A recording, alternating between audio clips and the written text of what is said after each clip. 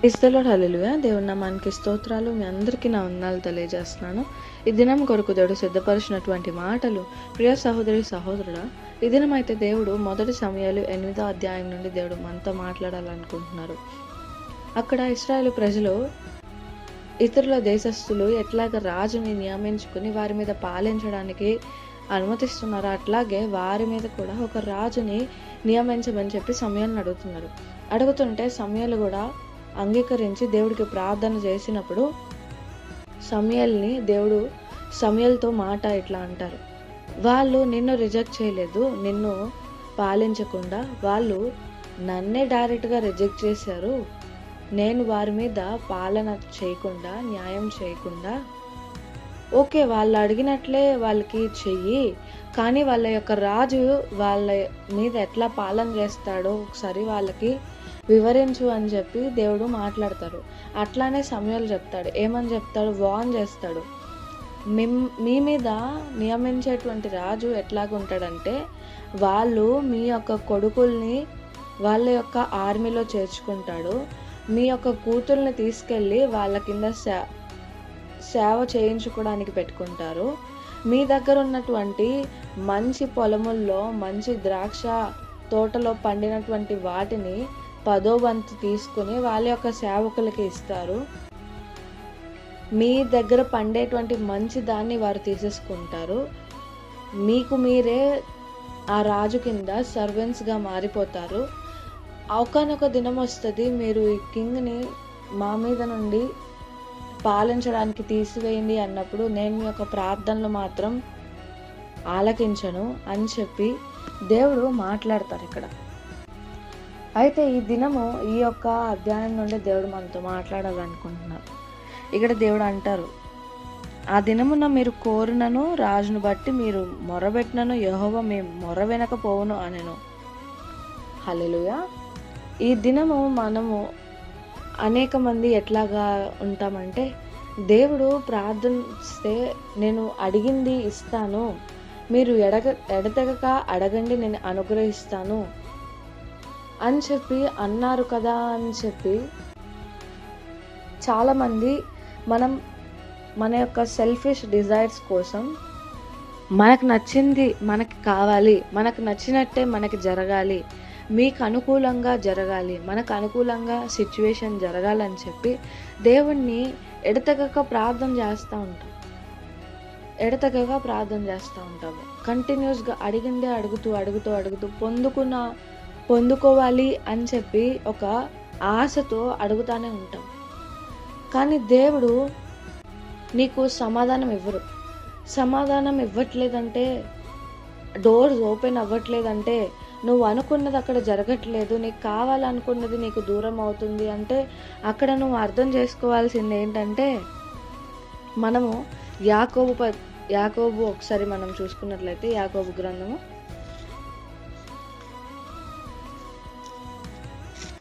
యాకోబు 4:3 మనం చూసుకున్నట్లయితే, మీరు అడిగినను మీ భోగంలో నిమిత్తము వినియోగించుటకై దురుద్దేశంతో అడుగుదురు గనుక మీకేమీ దొరకటలేదు.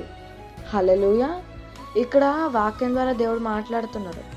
మీరు ఉద్దేశములతో మీరు అడుగుతున్నారు కాబట్టి మీకేమీ దొరకట్లేదు, మీరు మీ యొక్క ఆలోచనలు చెడ్డవిగా ఉన్నవి అని చెప్పి దేవుడు ఇక్కడ వాక్యం ద్వారా మాట్లాడుతున్నారు. ఇదొక రీజన్ అయితే, ఇంకో రీజన్ ఏంటంటే, మీరు అడిగేది దేవుని చిత్తంలో లేదు కాబట్టే ఆయన మీకు ఒక సైన్స్ రూపంలో తెలియజేస్తున్నారు. అంటే ఇది వద్దన్నాను కాబట్టి నీకు ఇదంతా నెగిటివ్గా జరుగుతుంది అని చెప్పి ఆయన డోర్స్ని క్లోజ్ చేసేటువంటి దేవుడు ఉంటారు. నీకు కావాలన్నది దూరం అయ్యేటువంటిదిగా ఉంటుంది. నీవు కావాలనుకున్న పర్సన్ నుండే ఎక్కువ బాధ అనేది నీకు కలుగుతుంది. దేవుడు ఇక్కడ మాట్లాడుతున్నారు. ఇక్కడ ఇశ్రాయేలు ప్రజలకు కూడా వార్న్ చేశారు. మీకు మీరు కోరుకున్నటువంటి కింగ్ ఎలా ఉంటాడంటే ఇట్లా ఉంటాడు అని చెప్పి దేవుడు వార్న్ చేసినా కానీ వాళ్ళు ఏం చేస్తారు? పెడచెవిని పెట్టేసి, లేదు మాకు రాజు కావాలి ఖచ్చితంగా అని చెప్పి వాళ్ళు అడిగినప్పుడు వారికి అట్లానే దేవుడు వారి యొక్క మాటను, ప్రార్థనను అంగీకరించారు. ఈ దినం కూడా నీవు కూడా అట్లానే ప్రార్థన చేస్తున్నావు. అంటే దేవుడు చిత్తం ఏంటి, దేవుడు ప్రణాళిక ఏంటి, అంటే ఈ సిచ్యువేషన్స్ అంతా యాంటీగా జరుగుతున్నాయి, నువ్వు కావాలనుకున్నది అడిగిన ఎంత బాగా అడుగుతున్నావో అంత దూరం అయిపోతుంది, దీని నుండి నేను అడిగిన దాని నుండి నాకు బాధనే వస్తుంది అని చెప్పి దేవుడు ఒక గ్లిమ్స్లో నువ్వు కోరుకున్నది నీకు మంచిది కాదు అని చెప్పి ఒక హింట్ రూపంలో, ఒక చిన్న గ్లిమ్స్ రూపంలో నీకు సిచ్యువేషన్స్ క్రియేట్ చేసి నీకు దేవుడు తెలియజేస్తున్నప్పటికీ కూడా, దేవుడు వార్న్ చేస్తున్నప్పటికీ కూడా నీకు ఏం చేస్తున్నావు అంటే, లేదు అది నాకు కావాలి, నాకు మనసుకు నచ్చింది, నేను అక్కడ లీడ్ చేయాలి, నేను అక్కడ లీడర్గా ఉండాలి, నా మాటే వినాలి అక్కడ అని చెప్పి నీ యొక్క సెల్ఫిష్ డిజైర్స్ కోసం నువ్వు దేవుడి దగ్గర ప్రార్థన చేస్తూ నువ్వు వాటిని పొందుకోవట్లేదు అని చెప్పి బాధపడుతున్నావు. ఎందుకు ఇట్లా అవుతుంది అని చెప్పి బాధపడుతున్నావు.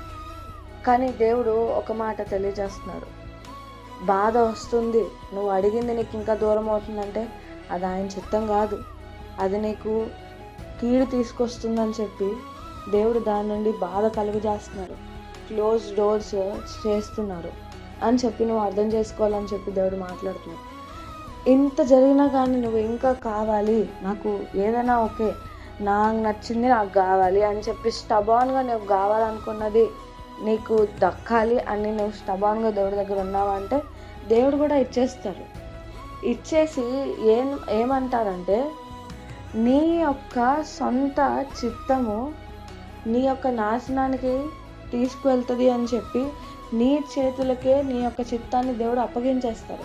అక్కడ ఇశ్రాయేలు ప్రజలు దేవుడు చిత్తానుసారంగా నడుచుకున్నంత సేపు వారికి విజయం వచ్చింది, వారికి ఒక క్షేమం వచ్చింది, వారికి తిండికి లేకపోతే యుద్ధం వారి మీద చేయడానికి అనేక మంది వచ్చినా కానీ వారికి క్షేమమే, వారికి విజయమే దక్కింది.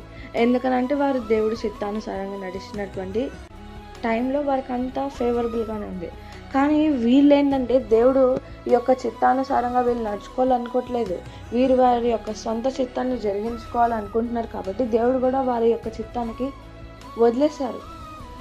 వారి యొక్క చిత్తంలో వారి యొక్క లైఫ్ లీడ్ చేసుకుంటే ఎట్లా ఉంటుంది పర్యవసానం అని చెప్పి వారే అనుభవించమని చెప్పి దేవుడు వదిలేశారు.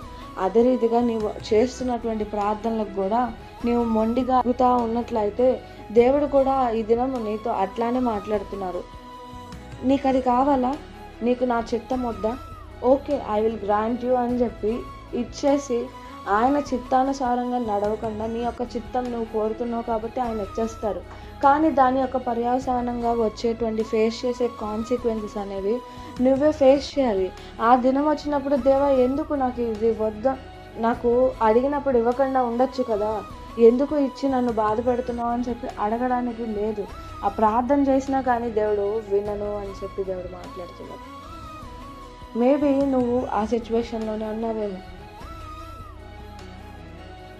తీగ తెగేదాకా తెంపే సిచ్యువేషన్లో నువ్వు ఉన్నావేమో, అందుకోసమే దేవుడు తెగకుండా ముందే నీతో మాట్లాడుతున్నారు. ఈ దినము నీ యొక్క ప్రార్థన ఎట్లా ఉండాలని చెప్పి దేవుడు అడుగుతున్నారంటే, రక్షించబడినటువంటి నీవు యేసుప్రభుని నీ యొక్క సొంత రక్షకుడిగా అంగీకరించిన తర్వాత నీవు ఆయన నడిచినటువంటి మార్గంలో నడుస్తానని చెప్పి అంగీకరించావు. నీ యొక్క పాపములు తప్పులను ప్రతిదీ ఒప్పుకున్నావు. ఆయన యొక్క పరిశుద్ధ ద్వారా నీవు ఈ దినము పరిశుద్ధపరిచినటువంటి వ్యక్తిగా ఉన్నావు.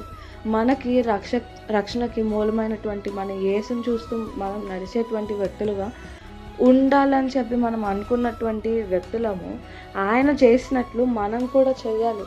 గెత్సెమనే తోటలో ఆయన సిలువకి అప్పగించుకునేటువంటి సమయం అప్పుడు గెత్సెమనే తోటలో చివరిగా ప్రార్థన చేస్తున్నప్పుడు ఆయన ఒకటే అన్నారు, తండ్రి నీ చిత్తం అయితే ఈ పాత్ర నా ఎదురు నుండి తొలగించు, నీ చిత్తం ఇదే అయితే ఓకే అని చెప్పి ఆయన ప్రార్థన చేసినట్టు మనం చూస్తాం.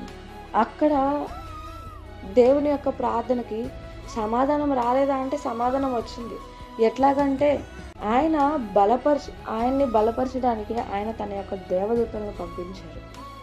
బలపరిచి ఆయన యొక్క చిత్తాన్ని ఆయన కుమారుడు ఎట్లా యాక్సెప్ట్ చేశాడో తండ్రి కుమారుని బలపరచడానికి దేవదూతలను పంపించారు.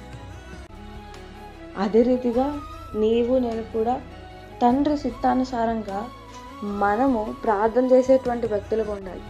ఈ దినం నీ యొక్క ప్రార్థన విధానం ఎట్లా ఉందంటే మొండితనంతో చేసేటువంటి ప్రార్థనగా ఉందని చెప్పి దేవుడు మాట్లాడుతున్నారు.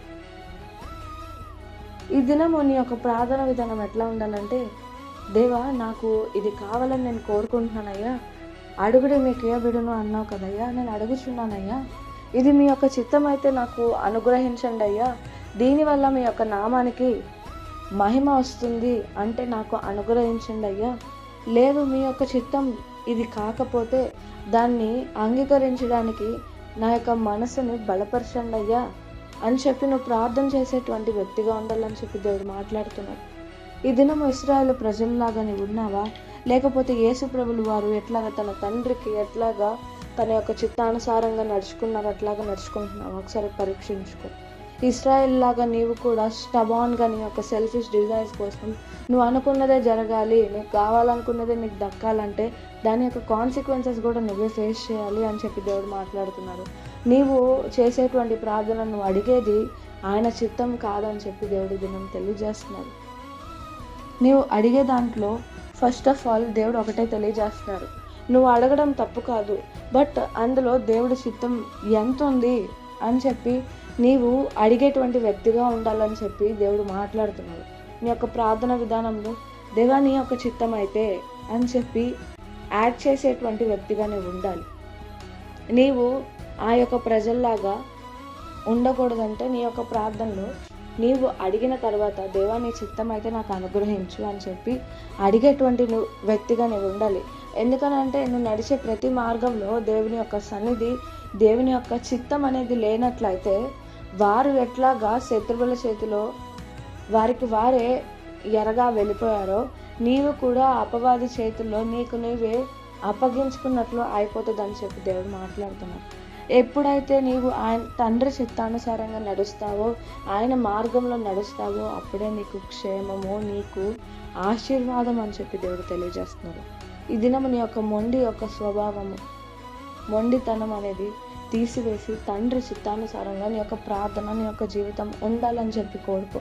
ఎందుకనంటే నువ్వు కోరుకునేది నీవు నీ యొక్క సొంత సెల్ఫిష్ డిజైర్స్తో కోరుకుంటున్నావు, బట్ అది నీకు నీ యొక్క నాశనానికి లీడ్ చేస్తుంది అని చెప్పి దేవుడు మాట్లాడుతున్నాడు. ఈ దినమైనా కానీ నీ యొక్క ప్రార్థన విధానం ఎట్లా ఉండాలని చెప్పి దేవుడు మాట్లాడారు కదా. ఈ దినంలోనైనా కానీ ఇశ్రాయేలు ప్రజల స్వభావం తీసివేసి, మొండితనం తీసివేసి తండ్రి చిత్తానుసారంగా నీ యొక్క లైఫ్ని నీ యొక్క ప్రార్థన విన్నపములో తెలియజేస్తూ ఆయన చిత్తానుసారంగా అనుగ్రహించమని, ఆయన నామానికి మహిమ తెచ్చుకున్నట్లు నీకు అనుగ్రహించమని కోరుచు ఆశీర్వాదానికి కుమారులు కుమార్తెలుగా ఉండేలాగా కోరుకుంటూ అట్టి కృప దేవుడు మీకు దయచేయను గాక. ఆమేన్.